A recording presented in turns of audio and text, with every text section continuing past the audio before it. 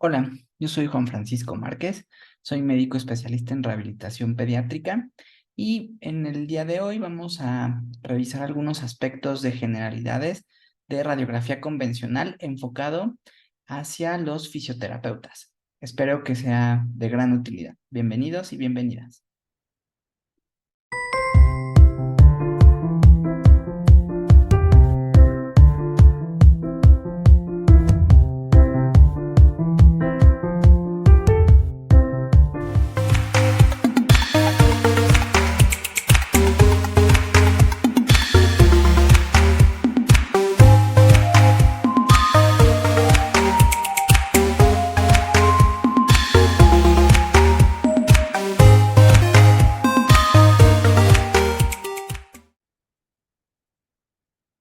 Vamos a comenzar el tema y precisamente vamos a hablar sobre la radiografía convencional en el ámbito de la fisioterapia. Como antecedente inmediato, vamos a hablar acerca de este autor, de este ingeniero mecánico y físico alemán, Röntgen, que él trabajaba en esta universidad de Wurzburgo y que el 8 de noviembre de 1895 produjo radiación electromagnética en longitudes de onda que ya podríamos, pues, encontrar en lo que actualmente denominamos como rayos X. Debido a sus trabajos en física y por el descubrimiento de estas ondas, en 1901 gana el premio Nobel de Física, el primer premio Nobel de Física.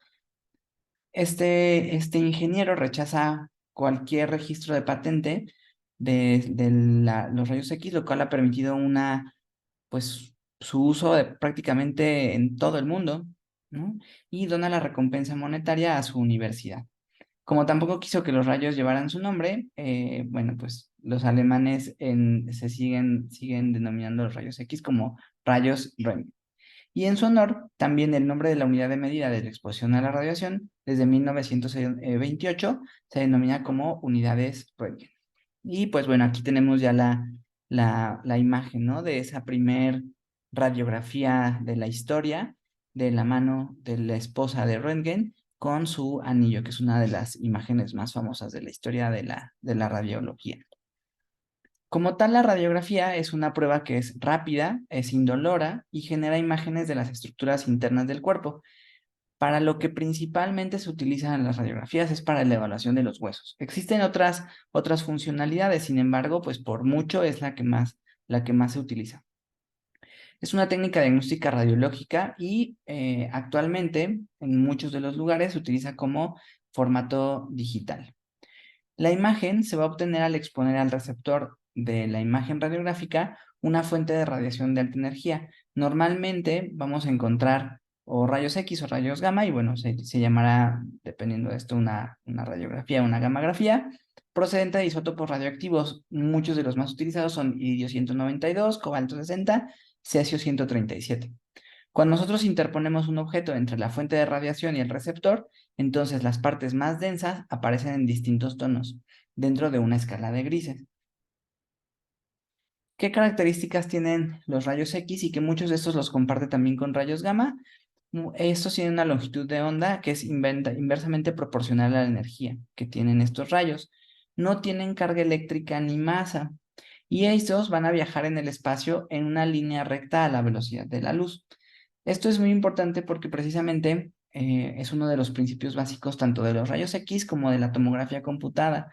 Y vemos que el aparato de rayos X, de hecho, en muchas ocasiones se ve como un marcador que se ve con una luz roja. Hacia ese punto están dirigidos los rayos X.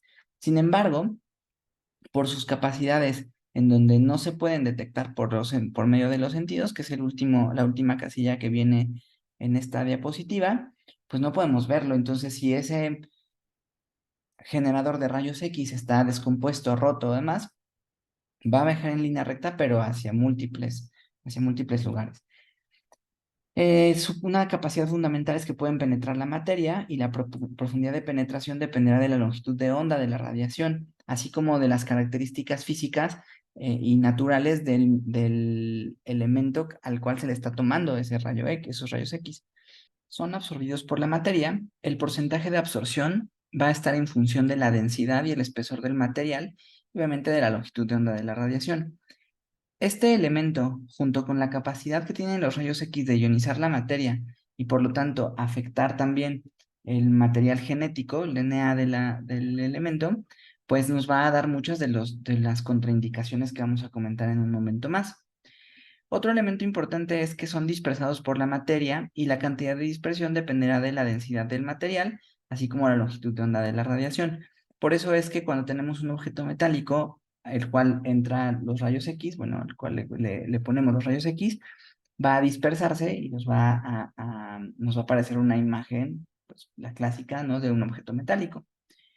Un elemento importante y que de hecho es parte del que nosotros podamos hacer este negativo, esta placa de rayos X, es que va a exponer un film detector por ionización y nos va a dar las imágenes, tanto las imágenes en una placa que nosotros podamos imprimir, como las imágenes virtuales bueno, que se pueden realizar por medio de un software. Otra característica es que pueden producir fluorescencia con ciertos materiales y esta va a ser la base de algunos estudios de medicina nuclear que platicaremos en otra ocasión. Este sería una imagen donde vemos el aparato de rayos X, la captación, ¿no? Junto con este film. Y aquí alcanzamos a ver una imagen donde vemos la luz roja, donde nos va a marcar hacia dónde está apuntando estos rayos X. Entonces, a este punto es donde viajará linealmente. Las estructuras del cuerpo van a frenar esos rayos X, los va a absorber, y los que no puedan ser detenidos llegarán al film, por su capacidad de ionización nos dará la imagen.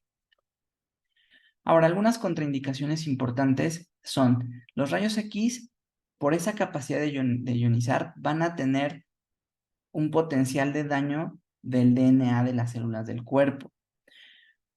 Esto puede provocar a muy grandes rasgos envejecimiento prematuro, radicales libres, esterilidad, y por eso es que los radiólogos, todo el personal que utiliza rayos X, utilizan estos petos de plomo, anemia, algunos tipos de anemia, algunos trastornos del sistema inmune, algunos tipos de cáncer y mutaciones genéticas.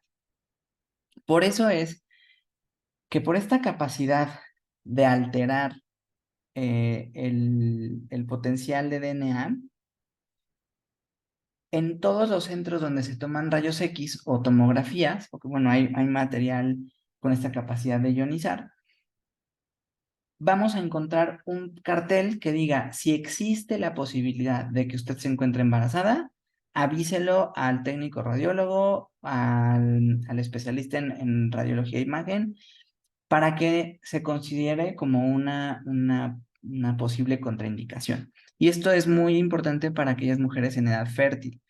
Recordemos que antes de la séptima, octava semana de gestación, que es cuando precisamente se cierra el tubo neural, es cuando existe una gran posibilidad de este daño celular. Entonces, así como en el ámbito de la rehabilitación, nosotros tenemos que tener cuidado con la exposición a calor en el primer trimestre, pues también la exposición a ciertos mutágenos, como pudieran ser los rayos X, tendría que ser un elemento a considerar.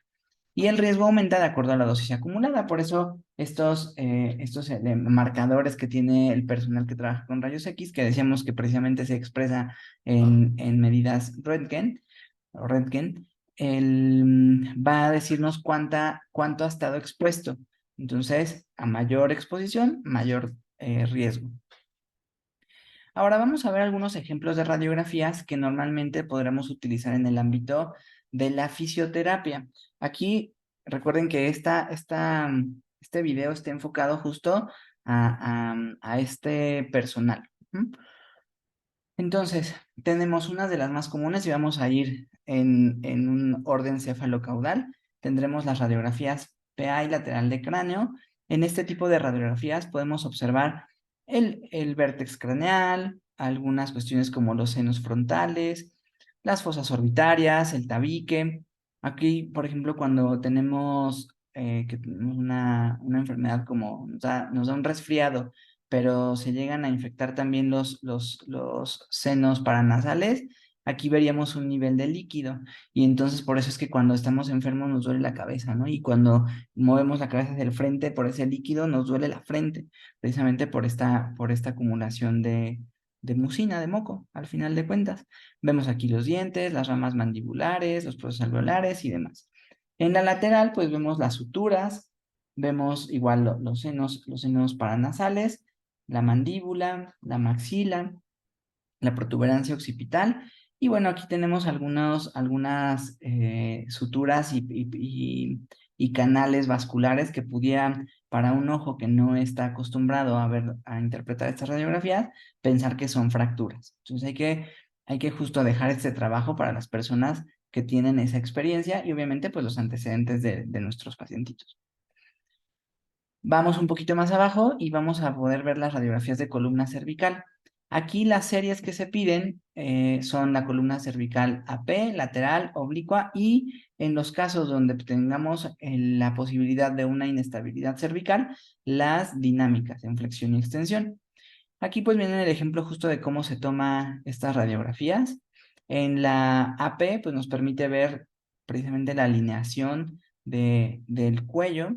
Si hubiera alguna curva antiálgica o algún espasmo, pues podríamos verlo hacia uno u otro lado. En la columna, en la toma oblicua, pues podemos ver las salidas de los nervios, ¿no? Las salidas de las raíces, y que pues precisamente cuando hay alguna fractura o alguna lesión que pensemos que hay algún pinzamiento, pues aquí las podríamos observar, o procesos degenerativos. Ya en la lateral, que es de las más utilizadas en el ámbito de la fisioterapia y de la rehabilitación, pues nos interesa en el ámbito de los esguinces, ¿no? De poder evaluar esa lordosis cervical. Aquí en la radiografía pues la vemos un poquito rectificada. Ahorita vamos a hablar acerca de las características de los esguinces muy generales, que eso se tendría que tratar en otro video, pero aquí podemos observar justo los procesos espinosos, los cuerpos vertebrales, de forma indirecta los espacios intervertebrales, pues podríamos pensar incluso en los discos. Sin embargo, recordemos que la radiografía no nos permite evaluar tejidos blandos de forma ideal. Para eso existen otros estudios como podría ser la resonancia. Aquí tenemos algunas características de los esguinces cervicales. Entonces, en esta tabla vienen los grados y lesiones por el mecanismo del latigazo, con la graduación de acuerdo a signos y síntomas, donde va del grado 1 al grado 4, y el grado 2 con su grado 2A y 2B, el cual se divide precisamente por el movimiento normal o el rango de movimiento alterado que tiene esta articulación del cuello. El grado 1 prácticamente no tiene alteraciones clínicas, el grado 2 ya puede haber dolor y limitación, ya hablamos del grado 2A y 2B. El grado 3 presenta dolor del cuello y aquí es donde aparecen los signos neurológicos. Puede haber también vértigo, puede haber alteraciones de los reflejos tendinosos, debilidad, cefalea, algunas alteraciones en la memoria y dolor en la articulación temporomandibular. El grado 4 es cuando ya encontramos fracturas o inestabilidad y datos neurológicos. Vean cómo los datos neurológicos, la diferencia entre el grado 2 y el grado 3, ¿no? Y aquí el elemento radiológico sería precisamente la pérdida de la lordosis. Cuando ya tenemos una lordosis perdida, o sea que está totalmente rectificado, al menos se encuentra en un grado 3, al menos. Y cuando ya está invertida, al menos nos encontraremos en un grado 3, 4. Entonces, precisamente esto habría que revisarlo con mucho cuidado en todo paciente al cual haya sido valorado por ortopedia o rehabilitación y que llegue al área de fisioterapia, pues con este diagnóstico y nunca hacer una movilización de un paciente que tuvo un mecanismo de latigazo y que no ha sido valorado por el personal médico, porque podemos encontrarnos ante un paciente que tenga ya inestabilidad de columna cervical y que al hacer alguna maniobra, alguna maniobra terapéutica, le causemos más daño que beneficio. Bajamos un poquito más y ahora nos vamos a la radiografía de tórax o a la teleradiografía de tórax. En esta podemos observar la silueta cardíaca, los pulmones, ¿no? Con sus distintas partes, la trama vascular de uno y otro lado, Obviamente aquí, pues bueno, las articulaciones de, claviculares, la esternoclavicular, la acromioclavicular, pero bueno, aquí principalmente tratamos de evaluar el sistema cardiorrespiratorio. Ujú. Entonces, si quisiéramos ver el tórax óseo, esto así se llama la radiografía, pues bueno, es otra radiografía. Aquí para la teleradiografía de tórax es para corazón y pulmones. Ujú. Ahora, esta radiografía de tórax en el ámbito de COVID fue una de los auxiliares diagnósticos que más se solicitaron. Y aquí vemos la comparativa de un pulmón prácticamente sano, que es la imagen que les ponía hace rato, en comparativa con la de un paciente que tuvo COVID. Y aquí pues vemos la infección, ¿no? Prácticamente en todos los lóbulos pulmonares. Vemos un incremento de la trama vascular, pero además vemos que está totalmente tomado en todos los pulmones. Aquí es importante recordar que las zonas apicales van a tener una mayor capacidad de oxigenación y las zonas basales en general tendrán una mayor capacidad de flujo vascular. Ese es uno de los motivos por los cuales a los pacientitos que tenían infección por COVID los ponían en posición en Trendelenburg, ¿no? Para que lleváramos en teoría más sangre a estas zonas apicales, tanto por efecto de gravedad como por explotar justo estas zonas que tenían a lo mejor una reserva de oxigenación y dejar las zonas que tenían un mayor compromiso y que eran las que tienen mayor vascularidad, pues un poco más que descansaran, ¿no? Entonces, eso era una de las cuestiones por las cuales la posición resultaba importante y que nosotros en el ámbito de la rehabilitación tenemos que conocer. Y bueno, hay subespecialistas en rehabilitación pulmonar, que son los expertos en quienes nos podríamos acercar en caso de tener pacientitos con estas características. Y obviamente de aquí también, pues la terapia pulmonar.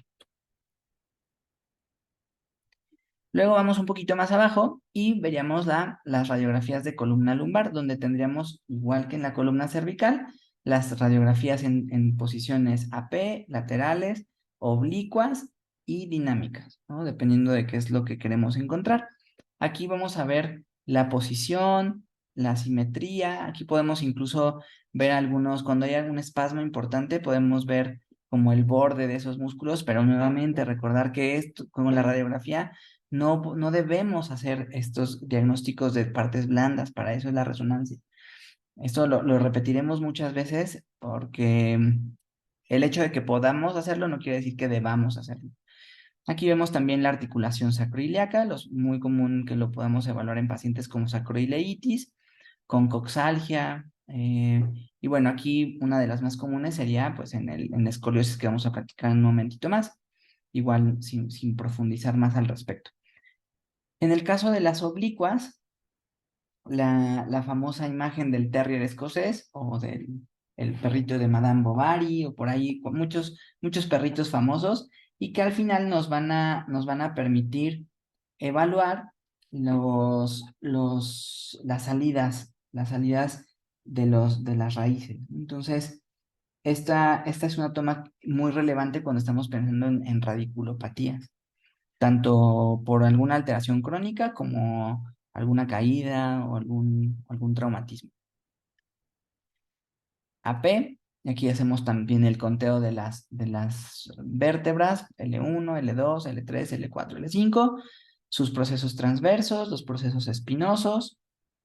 Aquí vemos la ubicación de esta lordosis lumbar, cómo tiene que ser, como nos comentan, como rieles de un tren, ¿no? Aunque haga una curvatura, van siguiendo un orden y una simetría. Y aquí podemos evaluar algunos puntos que, pues, bueno, en su momento lo platicaremos quizá en el ámbito de la inestabilidad angular, por ejemplo, o de los ítems que tenemos que ver para clasificar a un paciente con probable inestabilidad. Pero bueno, aquí vemos la lordosis, si está rectificada o está conservada, y también los procesos como las listesis. En el caso de la escoliosis, pues bueno, recordar que la escoliosis es un diagnóstico clínico radiológico, que no es correcto decir que hay una rotoescoliosis, puesto que el concepto de escoliosis ya lleva el concepto de rotación, debe estar afectado en sus tres ejes para que podamos decir que es escoliosis y que el mínimo para poder decir que hay una escoliosis es de 10 grados. Entonces, si el paciente tiene una curvatura de menos de 10 grados y tuvo un mecanismo por un accidente automovilístico, por ejemplo, quizá es una curvatura antiálgica y no deberá de ser manejada como una escoliosis. Creo que eso es importante que lo sepamos incluso en clínica y no verlo como que toda curvatura debe de ser tratada como escoliosis, para nada. Y siempre tratar de identificar la curvatura principal y la curvatura secundaria. Ambas tienen que ser medidas y eso nos va a dar ya la corrección de si es que es una curvatura escoliótica que está compensada o no y hacia dónde tendremos que indicar y ejecutar la terapia específica para estos pacientitos. Entonces, en el seguimiento y clasificación y demás de la escoliosis va la radiografía. Les decía también en la espondilolistesis, la radiografía lateral de columna lumbar nos permite evaluar el grado de esa listesis. Es un grado 1, 2, 3 o 4, dependiendo del porcentaje de desplazamiento. Y las dinámicas que vemos aquí, pues nos va a permitir ver si es que ese desplazamiento, esa inestabilidad angular o ese ángulo se abre más, o si hay un mayor desplazamiento de esta espondilolistesis al pedirle al paciente que haga una extensión o una flexión. El valor que tiene una radiografía dinámica en un paciente que va a entrar a terapia física y que previamente fue valorado en ortopedia o rehabilitación es invaluable, porque nos va a decir si el paciente está en condiciones de hacer algunas terapéuticas que son muy, muy comunes, como pueden ser los ejercicios de Williams y Mackenzie. Si el paciente tiene una inestabilidad, no le puedo pedir que haga flexiones o extensiones forzadas, porque puedo lesionar más que beneficiar a esa columna y entonces tendré que apuntar hacia ejercicios de estabilización inicial o ejercicios de fortalecimiento, bueno, todo lo demás que se verá en su momento, pero la evaluación radiográfica es esencial para poder definir de forma muy puntual el grado de afectación. Obviamente, pues como en todo lo que tiene que ver con radiografías, la evaluación de fracturas, como pueden ser fracturas vertebrales, por cualquier causa, traumática, degenerativa, infecciosa, tumoral. Em, Vamos a hacer un poco de énfasis en esto de la radiografía de cadera en el contexto de la displasia del desarrollo de cadera. Recordar que en un niño que tenga 3 a 4 meses, en muchos lugares con y sin factores de riesgo, en nuestro país todavía las guías de práctica clínica dicen que solo aquellos que tengan factores de riesgo, como pueden ser mujer, antecedente familiar de alteraciones de la cadera, ¿no? De displasia de cadera, el estar en una presentación pélvica o transversa en el último trimestre del embarazo y ya en la cuestión clínica, la presencia de asimetría de los pliegues glúteos y demás, amerita la realización de una radiografía de cadera al menos a los 3-4 meses como una forma de tamizaje.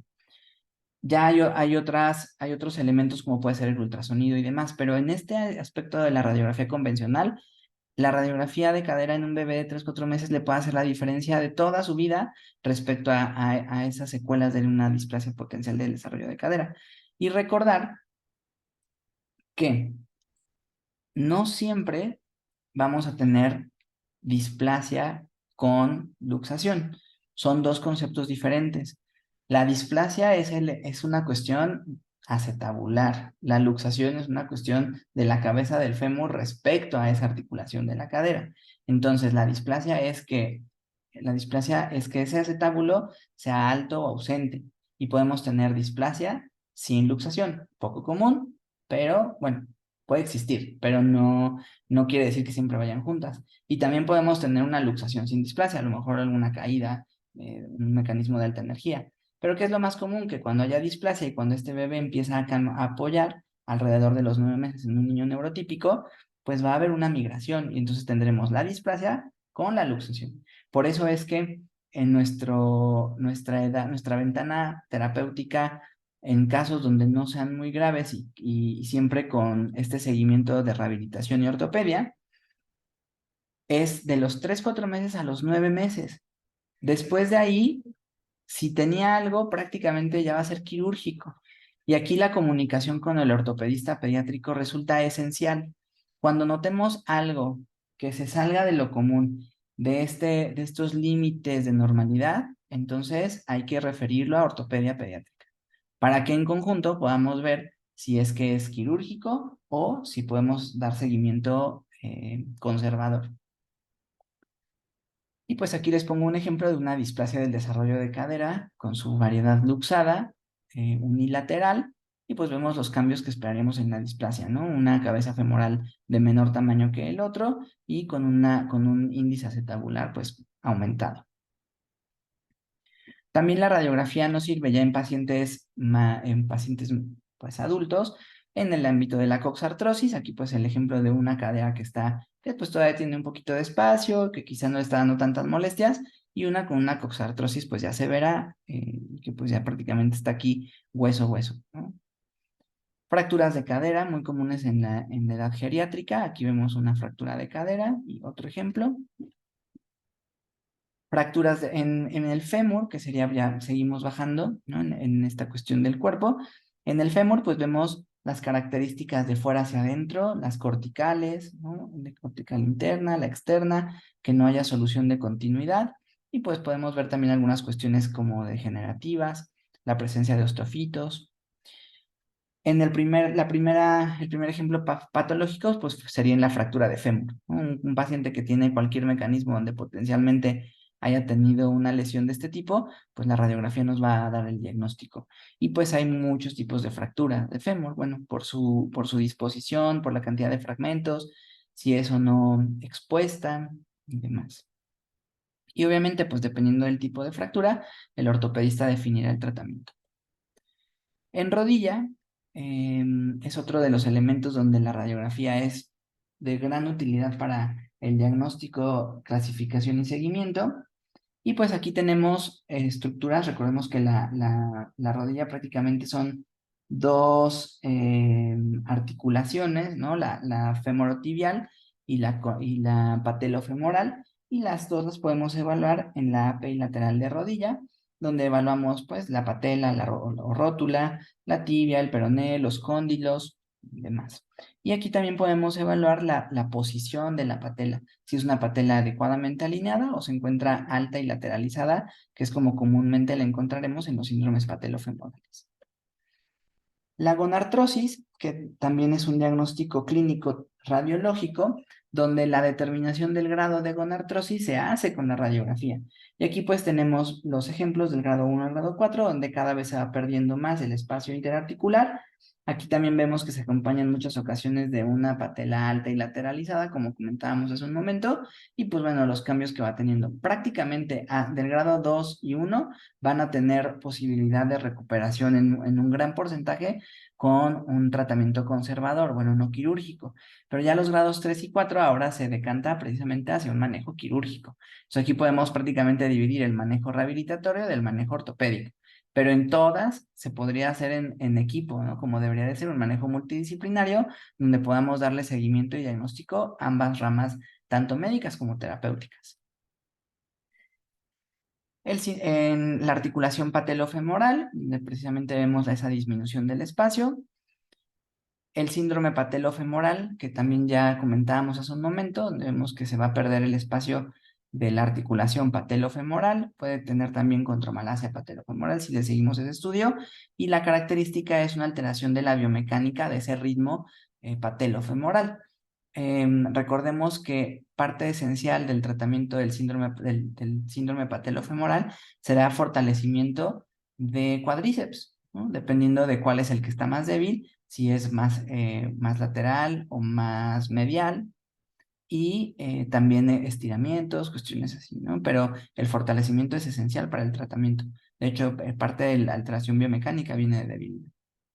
Ya en tobillo, pues se pueden pedir estas tomas, estas radiografías, donde lo que buscamos es la evaluación de todas aquellas estructuras del tobillo, empezando por la charnela de tobillo, la parte distal tibio-peronea, astrágalo, calcáneo y las articulaciones del tarso y metatarso. Una de los tipos de patología donde más comúnmente se pedirá la radiografía, pues es en el contexto de la fractura de tobillo. Y pues dependiendo también de la cinemática de la lesión, si fue una inversión o una eversión forzada, pues pensaremos que haya una lesión de uno u otro lado, ¿no? De la tibia o el peroné. Y dependiendo también del grado de lesión, pues es el tratamiento quirúrgico y después el proceso rehabilitatorio.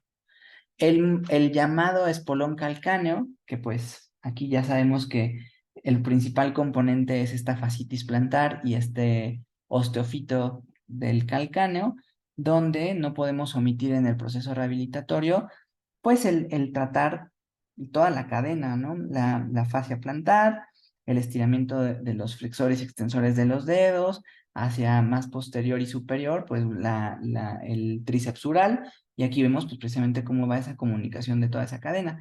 Entonces, un espolón calcáneo, y lo pongo así entrecomillado, porque bueno, no es tan correcto mencionarlo así, difícilmente va a curar si únicamente le decimos al paciente que use una plantilla, ¿no? Porque pues bueno, no estamos tratando la causa.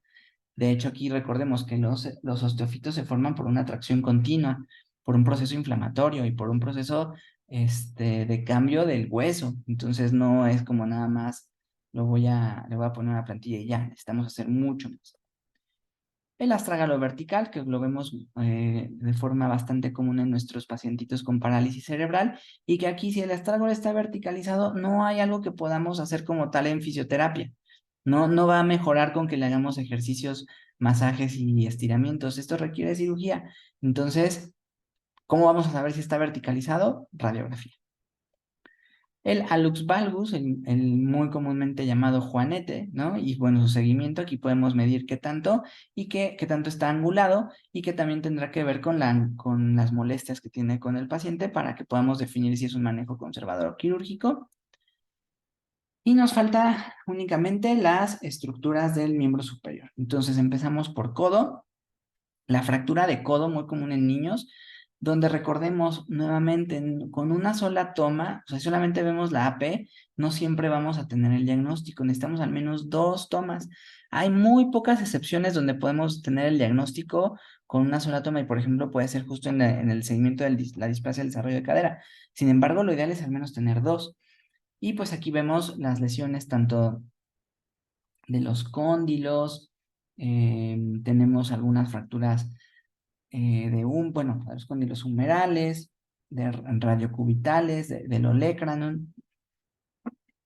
Aquí es parte de lo que les comentaba, quizá en la anteroposterior vemos una lesión, pues sí, se cumple lo de la fractura, pero aquí aparentemente no está desplazada. Ya cuando la vemos en la lateral, vemos que tenemos un fragmento, ¿no? Totalmente desplazado. Entonces, siempre al menos tener 2.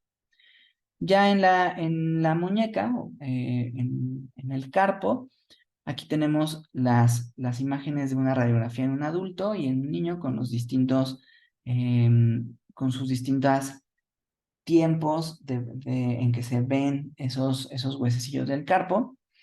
Aquí evaluamos las 2 líneas de la articulación del carpo, las metacarpofalángicas y pues bueno, la articulación radiocubital, a grandes rasgos, muy grandes rasgos. La evaluación de las fracturas de Coles y de Smith, que ya sabemos que tiene que ver con el lugar de la angulación, si es anterior o posterior. Y bueno, aquí una fractura desplazada, ¿no? Del radio, de la articulación radiocubital, porque prácticamente está afectada toda. Está muy común en personas de edad geriátrica, donde pues caen con la mano en extensión o en flexión y pues se fracturan. Recordar que es una de las fracturas de muñeca, de columna y de cadera, siempre se van peleando el 1, 2, 3 en población geriátrica, en frecuencia. Otro ejemplo es la fractura de escafoides, que no es tan dramática como la fractura de Corsi de Smith, no es tan dramática, pero una fractura de escafoides, pues tendrá que ser manejada por el especialista en cirugía de mano y microcirugía, porque precisamente todas las alteraciones de mano son de cuidado, no puede perder funcionalidad si no se les hace nada. Y después tenemos problemas crónicos porque al paciente únicamente se le inmovilizó cuando requería un, un procedimiento quirúrgico. Y que más adelante pues evaluaremos el hablar más al respecto. Otra radiografía de uso común en rehabilitación pues es la escanometría, donde podemos evaluar la longitud de los segmentos óseos, de los segmentos de cadera, rodilla, rodilla, tobillo y la longitud total de la extremidad. Dependiendo del lugar y dependiendo del software que se tenga, nos van a dar la impresión así por segmento o completa, ¿no? En aquellos donde ya quizá tienen un software que permita hacer este zoom de toda la extremidad y pues se hacen las mediciones del total. Esto nos sirve para hacer prescripciones, por ejemplo, de un aumento, que ya sabemos que nunca se compensa el 100%, o sea, tenemos que ser un 70-80% máximo, y que si tenemos ya la medición fina, pues podremos hacer una prescripción también mucho más específica. Y para finalizar, recordemos que la radiografía también nos permite evaluar la edad ósea, que esto lo trataremos en el tema de desarrollo óseo, pero recordar que cada hueso tiene distintos momentos donde veremos sus núcleos. Entonces, no es tan raro que la radiografía la ve la vecina y entonces le dice, uy, no, está muy mal porque vean, ahí tiene un fragmento, eso es una fractura. Y pues no, ¿cuál fractura, no? Es el núcleo de crecimiento. Entonces, esto nuevamente, la radiografía tiene que ser evaluada por el personal capacitado, el personal que tiene la experiencia para poder realizar los diagnósticos. Entonces, nada más considerar que cada estructura, y aquí vienen pues dos ejemplos, tiene sus distintos momentos y tenemos que saber cuáles son esos momentos de aparición para que demos un diagnóstico mucho más preciso. Y bueno, con eso terminaríamos este encuadre, estas generalidades de la radiografía convencional, junto con algunos ejemplos de gran utilidad en el ámbito de la fisioterapia. Espero que sea de gran utilidad y pues nos vemos pronto. Que tengan un excelente día.